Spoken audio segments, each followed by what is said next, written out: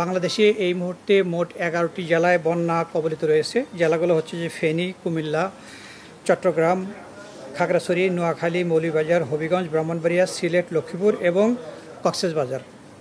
আর এখন এই মুহূর্তে ৭৩টা উপজেলা বন্যা কবলিত রয়েছে এবং ইউনিয়ন পৌরসভার সংখ্যা হচ্ছে যে ৫৪৫টি।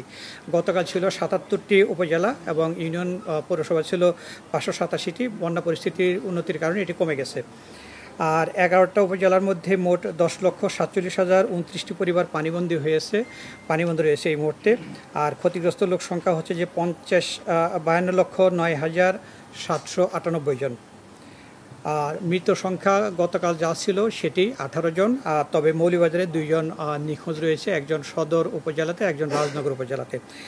আর পানিবন্দী ক্ষতিগ্রস্ত মানুষের আশ্রয় প্রদানের জন্য মোট ৩,৬৫৪টি আশ্রয়কেন্দ্র খোলা হয়েছে। আশ্রয়কেন্দ্রগুলোতে মোট ৪,১৫,২৭৩ জন আশ্রয় গ্রহণ করেছেন এবং গবাদি পশুকেও নিরাপদ আশ্রয় নিয়ে আসা হয়েছে। গবাদি পশুর মোট সংখ্যা হচ্ছে ২২,২৯৮টি।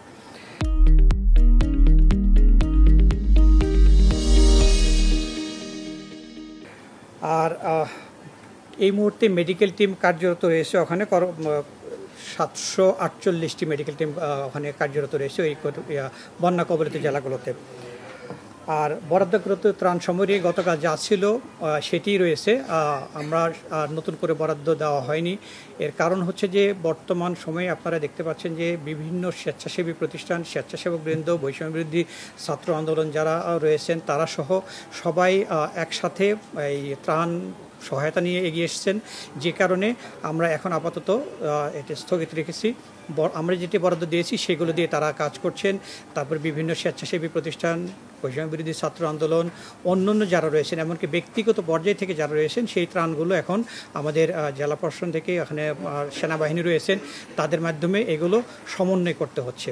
যে কারণে আমরা ত্রাণ সামগ্রী যাতে করে প্রত্যন্ত এলাকা পর্যন্ত পৌঁছে যায় এবং যারা অনিরাপদ স্থানে রয়েছে তাদেরকে যাতে উদ্ধার করা যায় সেদিকে আমাদের মনোযোগ বেশি রয়েছে।